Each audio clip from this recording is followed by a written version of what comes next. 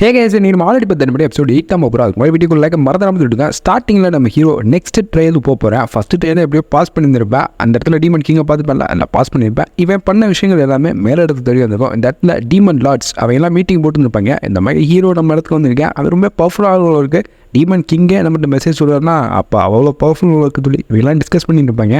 என்ன இருந்தாலும் சரி தான், நெக்ஸ்ட் ரவுண்ட் அவன் ஜெயிக்கிறான் நம்ம அப்போன்னு சொல்லி நெக்ஸ்ட் ட்ரையல் நம்ம ஹீரோக்கு வந்துருக்கோம். அந்த ட்ரையலில் நம்ம ஹீரோ கண்டிப்பாக பாஸ் பண்ணி ஆகணும். இவன் பாஸ் பண்ண மட்டும்தான் இந்த ஃப்ளோர்லேருந்து நெக்ஸ்ட் ஃப்ளோருக்கு அவனால் போக முடியும். இவனை பற்றி பேசிக்கிறீங்கள நம்ம ஹீரோ அந்த இடத்துல என்ட்ரியை போடுவேன். யாருக்குமே இருக்கக்கூடிய டீமன் லார்ட்ஸே ஷாக்காக இருந்திருப்பாங்க. நம்ம ஹீரோ இதுதான் நம்மளோட செகண்ட் ட்ரையல் இருக்குது, இவங்களை தான் நம்ம தோக்கடிக்கணுமான்னு சொல்லி நம்ம ஹீரோ இவங்க எல்லாத்தையும் அனலைஸ் பண்ணி பார்க்குறேன். யாரெல்லாம் பவர்ஃபுல்னு சொல்லி இருக்கிற 4 பேருமே பவர்ஃபுல்லாக இருந்திருப்பாங்க. இந்த 4 பேர் கூட நம்ம சன்னோன்னு சொல்லி நம்ம ஹீரோ பார்த்துருப்பேன். அவங்க நம்ம ஹீரோ தான் பார்க்குறாங்க. இவ்வளோ தில்ல அந்த இடத்துக்கு வந்திருக்கேன். இத்தனை சோல்ஜர்ஸ் முன்னாடியே அசராமல் நிற்கிறான்னா பெரிய ஆள் தான் அப்படின்னு சொல்லி அவங்களும் இம்ப்ரெஸ் ஆகிருப்பாங்க. நம்ம ஹீரோ நெக்ஸ்ட் டேலுக்கு நான் போகணும், அந்த ரவுண்டை ஸ்டார்ட் பண்ணுன்னு சொல்லி இந்த இடத்துல வந்திருப்பேன். ஏன்னா ஃபஸ்ட்டு டெஸ்ட்டை பாஸ் பண்ணிப்பேன். டீமன் கிங்கு இவரை வந்து அக்னாலேஜ் பண்ணியிருப்பாரு. இவன் நெக்ஸ்ட் ரவுண்டுக்கு போகலாம் அப்படின்ட்டு அவர் குவாலிஃபை பண்ணி அனுப்பியிருப்பார். அதனால தான் நம்ம ஹீரோ நெக்ஸ்ட் ரவுண்டு வந்துருப்பேன். இது வரைக்கும் யாருமே இந்த ரவுண்டு வந்ததே கிடையாது. இப்போ தான் ஹீரோன்னு அவ்வளோ பவர்ஃபுல்லாக சொல்லி இந்த இடத்துல வைஸ் கேப்டன் வந்துருப்பேன். அந்த வைஸ் கேப்டன் நான் கூட சண்டை வரேன்னு சொல்லியிருப்பேன். இது சும்மா ட்ரேட் தான், மெயினான ட்ரேட் கிடையாது. இவன் வாலண்டியராக கேட்டனால இங்கே இருக்கக்கூடிய டீமன் லார்ட்ஸோ சரி போய் சண்டை எடுக்கப்பான்னு சொல்லியிருப்பாங்க. ஆனால் இது சும்மா இருக்கக்கூடாது, இவனுக்கு ஏதாச்சும் ரிவார்ட்ஸ்லாம் கொடுக்கன்னு சொல்லி ரெட் பிளட் மாத்திரன்னு வந்துருக்கும். அதை அவங்க ரிவார்டாக கொடுத்துருப்பாங்க. அது ஒரு பவர்ஃபுல்லான மெடிசன் போர்ஷனாக தான் இருக்கும். நம்ம ஹீரோ ஓகே எனக்கு இந்த ரிவார்டே போதும் தொட்டு அங்கே இருக்கக்கூடிய வைஸ் கேப்டன் கூட சண்டை வந்திருப்பேன். அந்த வைஸ் கேப்டன் பல வருஷமாக இவங்களுக்கு கீழே ட்ரைனிங் எடுத்துக்கிறீங்க.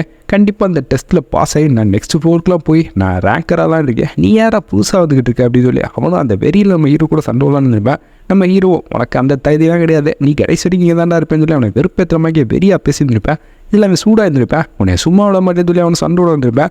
என்னை பற்றி உனக்கு முழுசாக தெரியாதுல்ல, நான் போன எல்லா இடத்துலையுமே நான் தான் ஹையஸ்ட் தான் வந்திருக்கேன். ஆனால் உன்னே உதாரணத்துக்கு எடுத்துக்கவே, நீ கடைசி வரைக்கும் இந்த ஃப்ளோரில் தான் இருக்க. இவன் கீழே வேலை செஞ்சு வெட்டியாக பொழுத ஓட்டிக்கிட்டு இருந்தா நீ எங்கிட்ட நெக்ஸ்ட் ஃப்ளோருக்கு போப்பேன். இங்கே தான் நான் கடைசி வரைக்கும் இருப்பேன் சொல்லலாம். அவன் செம்ம காண இருப்பேன். உனக்கு என்னடா தெரியும், நான் அவங்ககிட்ட பல வருஷமாக ட்ரைனிங் இருக்கேன். அவங்களும் என்னோட பொட்டன்ஷியலை பார்த்து தாண்டா போவோம் கூட சண்டோட வச்சிருக்காங்கன்னு சொல்லி அவனும் சண்டோட வந்துப்பேன். நம்ம ஹீரோ பொறுத்து பார்க்குறேன். அவன் ரொம்ப வாய் பேசுகிறேன். நீ வாய் பேசுறதுனால தானே அவனுக்கு எந்த தைரியம் சொல்லி அவனே நாக் அவுட் பண்ணியிருப்பேன். இதை இங்கே இருக்கவங்க எல்லாருமே சாக்கா பார்த்துப்பாங்க. சரி ஓகே எல்லா டவுலையும் ஜெயிச்சு வந்திருக்கேன், ஆனால் இந்த ஃப்ளோர்லேருந்து தாண்ட மாட்டேன் அப்படின்னு நடத்துருப்பாங்க. ஆனால் அங்கே இருக்கக்கூடிய ஒரு டீமன் இல்லாத இவனோட பவரை பார்த்து மேலே இருப்பார். பரவாயில்ல பையன் நல்லா பேச்சு கேட்டாப்புல நல்லா தான் சண்டை வரேன்னு சொல்லி நம்ம ஹீரோ ஹெக்லோஸோட பவரை வச்சு தான் நாக் அவுட் பண்ணிப்பேன். கத்தி வச்சுலாம் சண்டை கொடுக்க மாட்டேன்.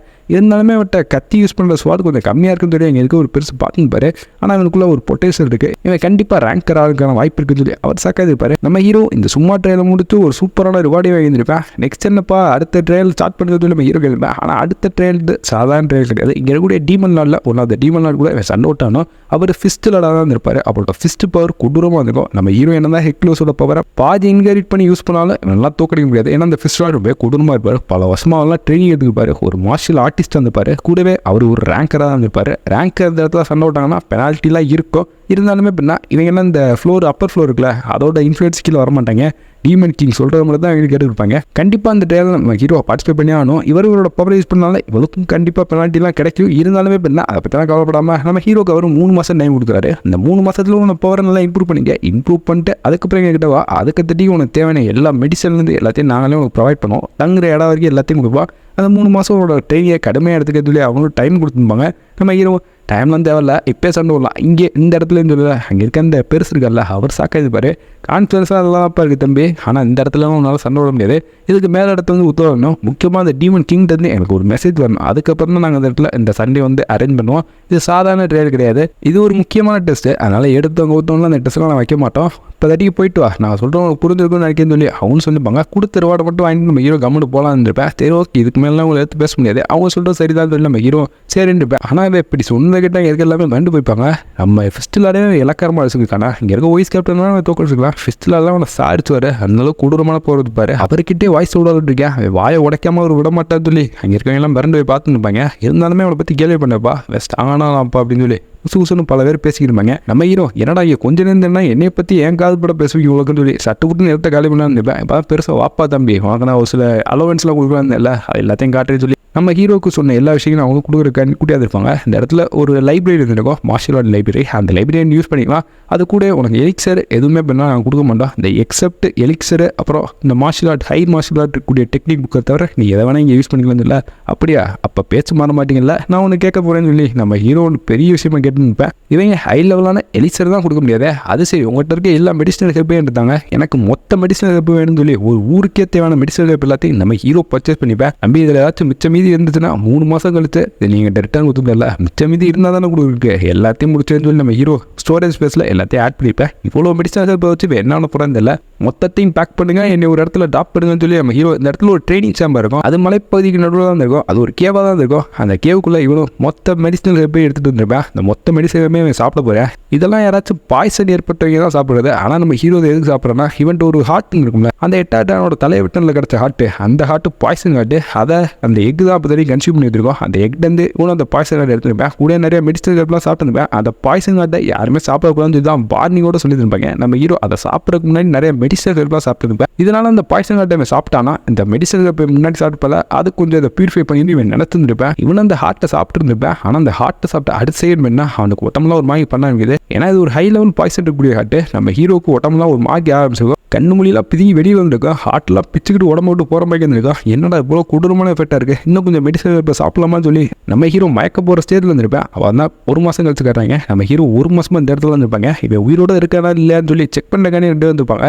இவன் என்னன்னா 1 மாதம் இதுக்குள்ளே இருக்கேன். ஆனால் நம்ம ஃபிஸ்ட்லாடே அவர் கொடூரமாக ட்ரைனிங் எடுத்துருக்காரு. அவர்கிட்ட யாராச்சும் சண்டை விட்டாங்கன்னா அவரோட சோழி முடிஞ்சிருந்து சொல்லி ஹீரோ இருக்கானா இல்லையான்னு இவங்களும் செக் பண்ணக்கானே இருப்பாங்க. கேவு ஓப்பன் அது, நம்ம ஹீரோ உயிரோட தான் இருப்பேன். நம்ம ஹீரோக்கு தேவையான சாப்பாடு எல்லாத்தையும் இவங்களும் வாங்கி கொடுத்துருப்பாங்க. நம்ம ஹீரோ 10 பேர் சாப்பாடு 10 நிமிஷம் சாப்பிட்டு முடிச்சிருந்துருப்பேன். யாரா எவ்வளோ கொடூரமாக சாப்பிட்டுட்டு இருக்கா, இது வயிறா வண்டர் ஒரு ஜூவாடான்னு சொல்லி வெயில மிரண்டு வைப்பாங்க. கம்மி யாருக்கு என்ன ஒன்று போகிறேன்னு சொல்லி அவங்க கேட்டுப்பாங்க. ஒன்றுமல்ல, 1 மாதம் இங்கே வேஸ்ட்டாக போச்சு. அதனால் நெக்ஸ்ட் 1 மாதம் மார்ஷியல் ஆர்ட்ஸ் லைப்ரரி தான் போகிறேன்னு சொல்லி நம்ம hero next martial arts library இருக்குல்ல, அதுக்கு தான் வந்துருப்பேன். இங்கே நிறைய மார்ஷியல் ஆர்ட் டெக்னிக் இருக்கக்கூடிய புக்கெலாம் இருக்கும். இங்கே ஒரு கைடு வந்துருப்பாரு.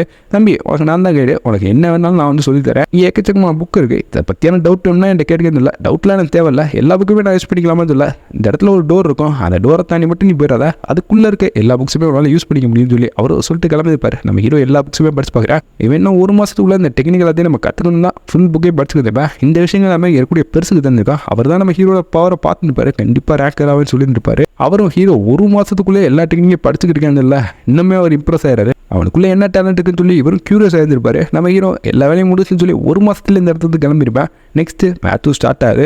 3 மாதங்கள் கம்ப்ளீட்டாக இருந்திருக்கும். இங்கே இருக்க எல்லாருமே இந்த ஃபிஸ்ட்லாட ஒரு பவரை பார்க்கணும்னு ஆசையாக இருக்குது. அவர் இது வரைக்கும் சண்டை விட்டு இல்லை, அவர் சண்டை விட்ட யாருமே இது வரைக்கும் உயிரோட இல்லை. ஃபஸ்ட் இந்த ட்ரெயிலுக்கே எவனுமே இது வரைக்கும் வந்ததில்லை. இத்தனை வருஷங்கள் விட்டு ஒருத்தர் வந்திருக்கேன். பாப்பா அவனோட பவர் எப்படி இருக்குன்னு சொல்லி எல்லாமே பார்த்துக்குவாங்க. டே வாயை மூடிட்டு கவனிங்கடா, இது ஒரு சாதாரண ட்ரெயில் இல்லை, இது ஒரு 10th ஃப்ளோருக்கான முக்கியமான டெஸ்ட். அதனால் எல்லாருமே இதுக்கு ரெஸ்பெக்ட் கொடுங்கன்னு சொல்லி அவர் கத்திருப்பாரு. நம்ம ஹீரோ வந்துருப்பேன். சரிப்பா தம்பி, என்னோட ஃபிஸ்ட் பவரை தாங்கிறதுக்கு நீ ரெடியா, என்னோட 3 டெக்னிக்கை மட்டும் நீ பிளாக் பண்ணிட்டேன்னா நீ இந்த இடத்துல டெஸ்ட்டில் பாஸ் ஆயிடுவேன்னு அவர் சொல்லிப்பாரு. நம்ம ஹீரோ போட்டு சொல்ல வேணாம் தான் அவர் முடிவோட இருந்துப்பாரு. நம்ம ஹீரோ வெறும் ஒரு 3 டெக்னிக்லேருந்து பிளாக் மட்டும் பண்ணால் போதும். ஃபஸ்ட் டெக்னிக் அவரும் காட்டுறாரு. அது லைட்னிங் ஃபிஸ்ட்டாக தான் இருக்கும். இந்த லைட்னிங் ஃபிஸ்ட்டு நம்ம ஹீரோட கண்ணை பறிக்கிற அளவுக்கு வந்திருக்கும். நம்ம ஹீரோ ஓங்கி அடிச்சுருப்பாரு. நம்ம ஹீரோ எப்படியோ இந்த ஒரு டெக்னிக்லேருந்து தப்பிச்சுருப்பேன். இந்த ரேங்க் எல்லாம் இவரோட பவர் யூஸ் பண்ணாங்கன்னா பெனால்ட்டிலாம் கிடைக்கும். இவர் அந்த பெனால்ட்டியும் வாங்கிட்டு ஸ்ட்ராங்காக தான் தில்ல இருந்துருப்பாரு. இதுக்கு முன்னாடி ஹீரோ ரேங்கர் கூட சண்டிருப்பார்ல, அவர் வீக்காக இருந்திருப்பா. ஆனால் இவர் அந்த மாதிரி கிடையாது, ரொம்ப பவர்ஃபுல்லாக இருந்திருப்பாரு.